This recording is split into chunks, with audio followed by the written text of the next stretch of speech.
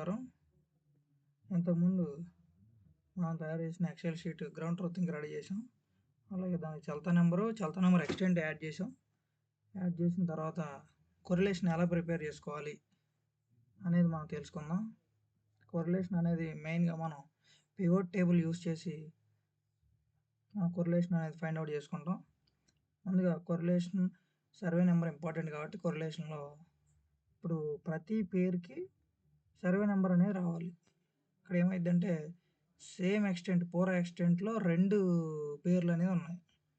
ఇలా ప్రతి పేరుకి ప్రతి పట్టాదారికి ఇక్కడ సర్వే నెంబర్ రావాలి కాబట్టి ఇక్కడ ఈ కాలం అంతా సెలెక్ట్ చేసుకొని ఇక్కడ ఫైండ్ అనే ఆప్షన్లో గో టు స్పెషల్లోకి వెళ్ళి బ్లాంక్స్ అనేది ఫైండ్ అవుట్ చేసి ఇక్కడ పైన ఉన్న సెల్లోనే ఉన్న డేటా కింద రావాలి కాబట్టి అంటే ఇప్పుడు ఈ 3/3A అనే సర్వే నెంబర్లో ఇద్దరు రైతులు ఉన్నారు. సో ఇద్దరు రైతులకి సేమ్ నెంబర్ రావాలి. సో ఇక్కడ 5/2C ఉన్నది, అక్కడ కూడా సేమ్ ఈ 2C అనే దాంట్లో 2 పేర్లు ఉన్నాయి. 2 పట్టాదారులు ఉన్నారు. పట్టాదారుకి కూడా సేమ్ సర్వే నెంబర్ కాబట్టి ఈ సెల్స్ అన్ని కంప్లీట్గా సర్వే నెంబర్తో ఫిల్ అవ్వాలి కాబట్టి ఇక్కడ ఈ సెల్లో డేటా పై డేటా కిందకి రావాలి కాబట్టి ఇక్కడ చిన్న ఫార్ములా ఈక్వల్ టు పై సెల్ సెలెక్ట్ చేసుకోవాలి. ఏదైతే పైది ఎంటీ సెల్ పైన ఉన్న సెల్ని సెలెక్ట్ చేసుకొని కంట్రోల్ ఎంటర్ కొడితే మనకనేది ప్రతి సెల్లో డేటా ఫిల్ అయిపోయింది. అంటే ఇప్పుడు చూసుకోండి, హైలైట్ అయిన ప్రతి సెల్లో పైన ఉన్న డేటా కిందకి వచ్చింది. అలా అంటే ఇప్పుడు 9/3లో 4 పట్టాదారులు ఉన్నారు. ఈ 4 పట్టాదారుస్కి ఒకటే సర్వే నెంబర్ కాబట్టి సేమ్ డేటా అనేది ఫిల్ అయింది. సో ఇలా ఫిల్ అయిపోయిన తర్వాత నెక్స్ట్ మనం చల్తా నెంబర్స్ ఎంటర్ చేసుకోవాలి.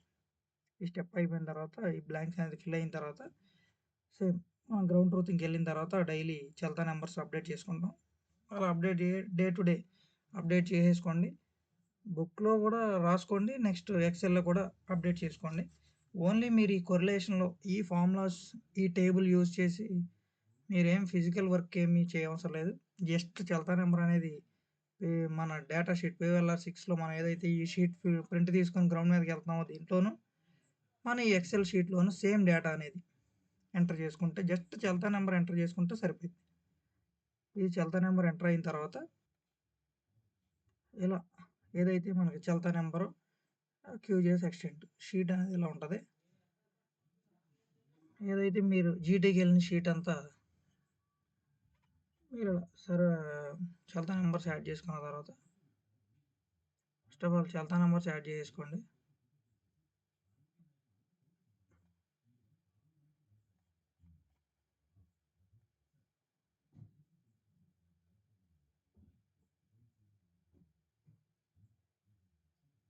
నేనైతే 50 చల్తా నెంబర్స్ ఇచ్చాను కాబట్టి నేనైతే నెంబర్ ఫిల్టర్ అనేది యూజ్ చేసుకుంటున్నాను.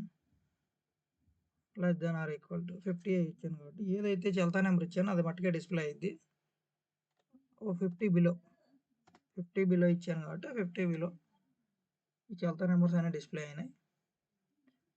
ఈ చల్తా నెంబర్స్కి ఎక్స్టెంట్ రావాలి కాబట్టి ఎక్స్టెంట్ మనం ఎక్కడ నుంచి తెచ్చుకుంటాం అంటే QGISలో ఆల్రెడీ సేమ్ డేటా అనేది ఆర్గనైజ్ చేసి ఉంటాం. దానికి మనం క్యాలిక్యులేట్ జామెట్రీ యూజ్ చేసి చల్తా నెంబర్ ఇచ్చాం. చల్తా నెంబర్ ఎక్స్టెంట్ అనేది క్యాలిక్యులేట్ జామెట్రీ ఈ ఆప్షన్ ద్వారా ఏరియా అనేది ఫైండ్ అవుట్ చేసుకుంటాం. ఏరియా అనేది ఫైండ్ అవుట్ చేసుకొని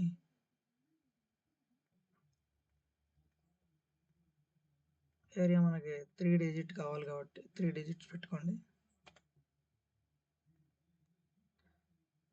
3 డిజిట్స్ పెట్టుకున్నారు. సేమ్ ఇప్పుడు యాట్రిబ్యూట్లో మనకి ఏమేమి ఓపెన్ యాట్రిబ్యూట్ టేబుల్ చేసుకొని చల్తా నెంబరు ఏరియా ఇవన్నీ ఉన్నాయి. ఇవన్నీ మనకి ఈ కార్నర్లో యాట్రిబ్యూట్ టేబుల్లో ఈ కార్నర్లో సెలెక్ట్ చేసుకుంటే ఎవ్రీ చల్తా నెంబర్ అనేది ఎవ్రీ ల్యాండ్ పార్సిల్ అనేది సెలెక్ట్ అవుద్ది. దాన్ని జస్ట్ Ctrl+C కాపీ చేసుకొని మినిమైజ్ చేసుకోండి.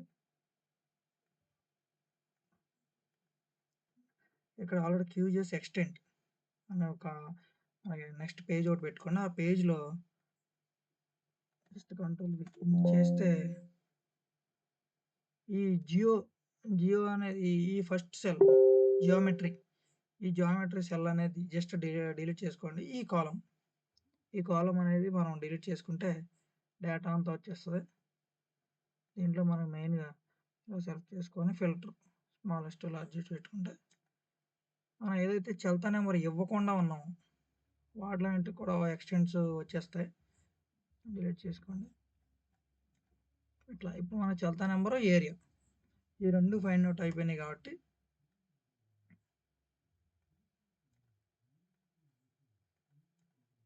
ఓకే, చల్తా నెంబరు ఏరియా ఈ రెండు వచ్చేసినాయి. ఇప్పుడు మనం ఏం చేస్తామంటే విలేజ్ అడంగల్లోకి వెళ్ళి మనం రెడీ చేసుకున్నాం QGIS ఎక్స్టెంట్. ఈ చల్తా నెంబర్లు ఆల్రెడీ మనం ఇచ్చేసాం, డిఫాల్ట్గా టైప్ చేసుకుని ఇచ్చేసాం. దీనికి ఎక్స్టెంట్ రావాలి. సో ఈరోజు మనం 100 చల్తా నెంబర్లు ఇస్తే నెంబర్ ఫిల్టర్లో >= 100 పెట్టుకుంటాం, 1000 ఇస్తే 1000 పెట్టుకుంటాం. సో ఇలా అప్లై అనేది చేసుకోవాలి. ఇలా ఫిల్టర్ అనేది అప్లై చేసుకున్న తర్వాత ఈ చల్తా నెంబర్కి ఎక్స్టెంట్ రావాలి కాబట్టి ఇక్కడ VLOOKUP ఈ సెల్లో VLOOKUP అనే ఫార్ములా యూజ్ చేయాలి. Equal to VLOOKUP. ఇక్కడ VLOOKUPని డబుల్ ట్యాప్ చేస్తే సెల్ లుకప్ వాల్యూ మనకు 48 అనే చల్తాకి ఇది వాల్యూ, కామా టేబుల్ అరే ఏ టేబుల్ నుంచి డేటా అనేది తీసుకోవాలి. మన QGIS అనే దీంట్లో ఏబిని సెలెక్ట్ చేసుకోండి, ఏబి వచ్చేస్తుంది. నెక్స్ట్ కామా ఎంటర్ చేసుకుని ఏరియా ఆల్రెడీ లుకప్ వాల్యూ చల్తా, అక్కడ చల్తా, ఇక్కడ చల్తా. లుకప్ ఇండెక్స్ నెంబర్ మనం ఏ ఇండెక్స్, సెకండ్ ఇండెక్స్ ఈ ఏరియా అనేది కాబట్టి 2, అది నా సెకండ్ కాలంలో ఉంది కాబట్టి 2, కామా మ్యాక్సిమం ట్రూ ఫాల్స్ ఏమైనా ఉన్నాయా, ఏమైనా మిస్ మ్యాచ్ అయినాయా, అవన్నీ నల్ వస్తాయి కాబట్టి దానికి 0 బ్రాకెట్ క్లోజ్ ఎంటర్ చేసుకుంటే ఇక్కడ మనకి ఎక్స్టెంట్ అనేది వచ్చేసింది. ఇప్పుడు 48 అనే చల్తా ఎన్నిసార్లు ఉన్నా ఈ 0.264 అనేది కంటిన్యూ అయ్యింది. సో ఇక్కడ కూడా సేమ్ ప్లస్ అనే సింబల్ యూస్ చేసుకోండి. మ్యాక్సిమం కొన్ని చోట్ల ఇలా ఆగిపోతే డ్రాగ్ చేసుకోండి కింద వరకు,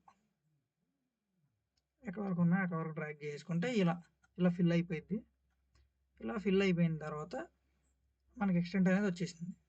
నెక్స్ట్ ఇక్కడ ఫిల్టర్ అనేది తీసేసేయండి. మనకి ఫిల్టర్ అనేది తీసేసాం. సో ఇప్పుడు మనకి చల్తా నెంబర్ వచ్చేసింది. చల్తా నెంబర్ సంబంధించిన QGIS ఎక్స్టెంట్ కూడా వచ్చింది. సో ఇప్పుడు మనం కొరిలేషన్ అనేది స్టార్ట్ చేద్దాం. ఫస్ట్ ఆఫ్ ఆల్ ఈ షీట్ అంతా సెలెక్ట్ చేసుకొని ఇన్సెట్లో పివోట్ టేబుల్ అనేది సెలెక్ట్ తీసుకోండి. ఇక్కడ మీరేం చేంజ్ అవసరం లేదు, just new work sheet okay చేసుకుంటే సరిపోయింది.